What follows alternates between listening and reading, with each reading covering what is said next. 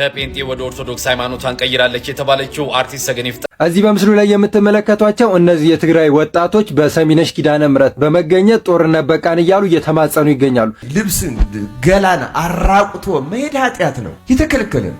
አንተ ወቱ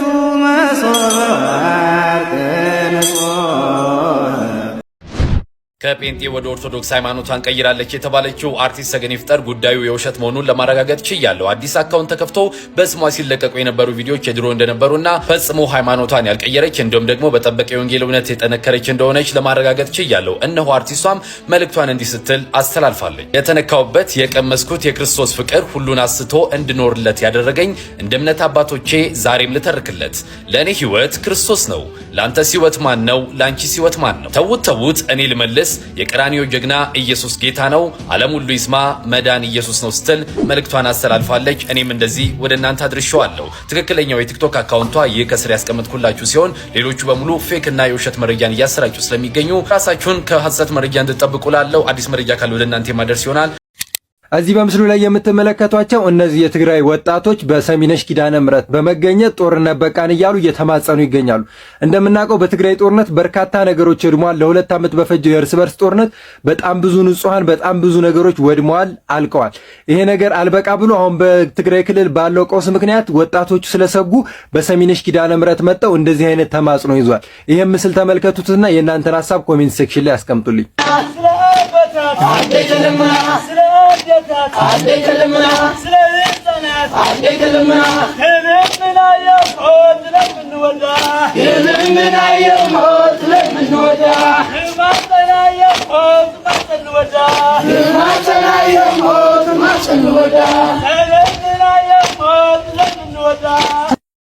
ሰላም ጤና ይስጥልኝ ጓደኞቼ። በምስሉ ላይ የምትመለከቷቸው ወገኖች እንግዲህ ዛሬ በሶሻል ሚዲያ ላይ ሲዘዋወር ውሏል ምስላቸው። ሰሚነሽ ኪዳነ ምሕረት ይመስለኛል ቤተክርስቲያኑ። ምንድነው የሚሉት በአማርኛ አዘጋጅልን ብላችሁኛል በውስጥ።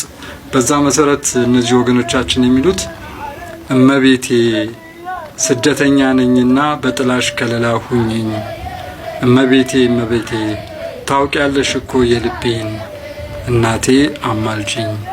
እንደዚህ እያሉ ነው የሚጸልዩትና ስደተኛ የሞት ላክብርልህ ክቡራንና ክቡራት ሁላችሁም እንደምን አላችሁ? ዛሬ አንድ ነገር ላሳያችሁ ፈልጌ ነው። እዩት። እንግዲህ አሁን የምንገኘው ከምሽቱ 5 ሰዓት ነው። እንደዚህ ሁሉም እየለፋ እየጣረ ያለው የእመቤታችን የቅድስት ድንግል ማርያምን ግሸን ደብረ ከርቤ ላይ የምትገኘው ቤተክርስቲያን ህንፃ ለማደስ ነው። ሁሉም በትጋት እየሰራ ነው። ለመባረክ ሁሉም ተዘጋጅቷል። ያው እንግዲህ ሁላችንም የዚህ በረከት ተሳታፊ እንድንሆን ጥሪ ለማቅረብ ነው የመጣ ነው።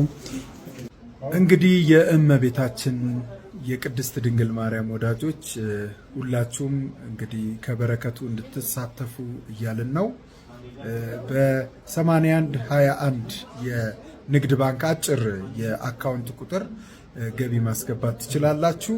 እግዚአብሔር ይስጥልን።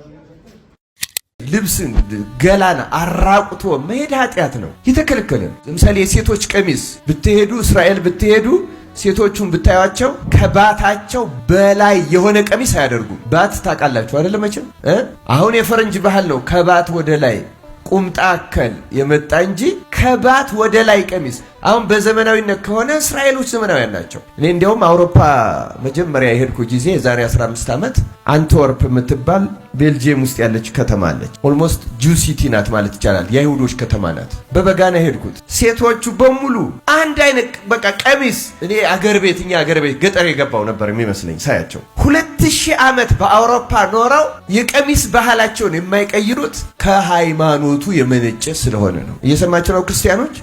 የቤተ ክርስቲያንን ባህል የአንድ ብሔረሰብ ባህል አድርጎ የመናገር ይሄ ተንኮል ነው። ነጭ መልበስ ለምሳሌ የአማራ የትግሬ ባህል አይደለም። አማራ ትግሬ ከቤተ ክርስቲያን ወስዶት ሊሆን ይችላል እንጂ ቤተ ክርስቲያን ከአማራ ከትግሬ አንድም ነገር አልወሰደችም፣ ልትወስድም አትችልም። እንኳን ከነሱ ክርስትናው ከተመነጨበት ከእስራኤል ባህል አልወሰደችም። ከመጽሐፍ ቅዱሱ ግን ወስዳለች። እስራኤልም ከመጽሐፍ ቅዱስ ወስደዋል፣ እኛም ከመጽሐፍ ቅዱስ ይወሰድነዋል። እና አሁን ለምሳሌ ይሄ አለባበሳችን ከምን ይገናኛል ብትሉ ከምጭምታ ከመታዘዝ በእግዚአብሔር ፊት ትሁት ሆኖ ከመቅረብ ጋር የተገናኘ ነው። እና ዝም ብሎ ባህሉ እግዚአብሔር ራሱ እንደዚህ አይነት አለባበስ ስለሚያምረው አይደለም ይሄን ያደረገልን። ክርስቲያኖች የመጽሐፍ ቅዱስ ባህል ነው ስለምንል እግዚአብሔር እንዲህ አይነት አለባበስ ስለሚያምረው አይደለም። ልብስን ገላን አራቁቶ መሄድ ኃጢአት ነው፣ የተከለከለን። ከዚያ ውጭ ግን ነባር ባህል እንዲሁ ሲለወጥ አሁን ለምሳሌ እኛ አሁን ባህል ያድጋል፣ ይለወጣል፣ ይሞታል የሚለው እንደው አንድ የሚያስቀኝ ታሪክ አለ። እዚህ አፄ ኃይለ ሥላሴ ራስ ተፈሪ እየተባሉ ገና አፄ ሳይሆኑ አልጋ ወራሽ በነበሩበት ጊዜ ንግስት ዘውዲቱ ንግስት ሆነው እሳቸው አልጋ ወራሽ ሆነው ለመጀመሪያ አውሮፓ ሄዱ። የዛ ጊዜ ነው ይሄማ ባህላችን ሊለውጥ ነው ብሎ ሚኒስትሮች ምክር ቤት ተሰብስቧል። ጃንሆይ ጉዳይ አድርጎ እንዴት ሱሪና ኮት አደረጉ ተብሎ ማለት ነው። አሁን ይሄ እውነት ይመስላችኋል?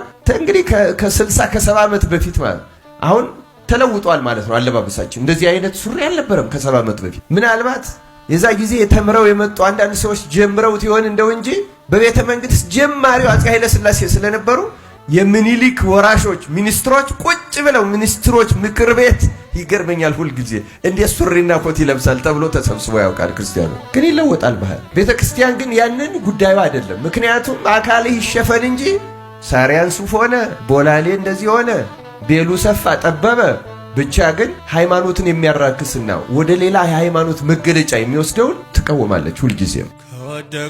ከወደኩበት ተነስቼ ያየኝን አምላክ ባይኔ አይቼ። አሁንም ድረስ ካህናት እየተገደሉ ነው። እኒህ በምስሉ ላይ የምትመለከቷቸው አባት መርጌታ ገብረመድህን ትኩዬ ይባላሉ። ጥሙጋ ኪዳነ ምሕረት ቤተክርስቲያን አገልጋይ ናቸው። በታጠቁ ኃይሎች ሌሊት ላይ እሳቸውንና 5 የአብነት ተማሪዎችን በጥይት ገሏቸው ወጥተዋል። ይህ አልበቃ ብሏቸው የአብነት ተማሪዎች የሚኖርበትን ቤት በዚህ መልኩ አቃጥለውት ሂደዋል። ዛሬም ነገም ሁሌም ድምጻችን ስለ ቤተ ክርስቲያን ነው። አባቶች እየተገደሉ ቤተ ክህነት ያላችሁ ሰዎች ምንድነው የምትሰሩት? እውነት ወንበራችሁ ከእግዚአብሔር በልጦባችሁ ነው ወይስ ሁሌ እንጮሃለን ድምጻችንን ለምዳችሁት ነው? እኒህ ታላቅ መርጌታ ልበ ብርሃን ናቸው። ማየት ቢሳናቸውም ብዙ ሊቃውንትን አፍርተዋል። ቅኔ ድጓ የአቋቋም መምህር ናቸው። በስራቸውም ብዙ ተማሪዎች ነበሩ። ሆኖም ሌሊት ላይ በታጠቁ ኃይሎች በጥይት ተደብድበው ተገለዋል። እሳቸው ብቻ ሳይሆኑ 5 የአብነት ተማሪዎች አብረው ሞተዋል። አባቶች ዝምታችሁን ስበሩ። አባቶች ውጡና ተናገሩ። ሁሌም ከግለሰብ ጎን ሳይሆን ከቤተ ክርስቲያን ጎን እንቆማለን።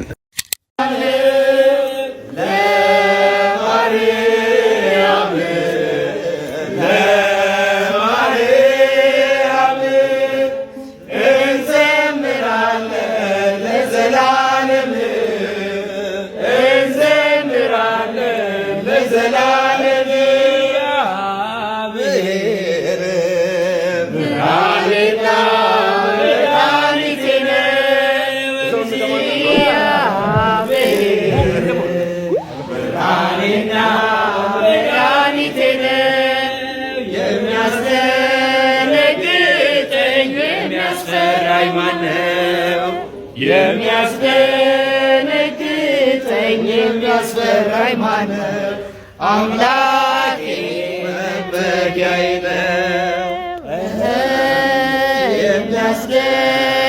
የሚያስደነግጠኝ የሚያስፈራኝ ማነው? የሚያስደነግጠኝ የሚያስፈራኝ ማነው? አምላኬ መመኪያዬ ነው። እግዚአብሔር ብርሃኔና መድኃኒቴ ነው። እግዚአብሔር ብርሃኔና መድኃኒቴ ነው። የሚያስደነግጠኝ የሚያስፈራኝ ማነው? የሚያስደነግጠኝ የሚያስፈራኝ ማነው? አምላኬ መመኪያዬ ነው።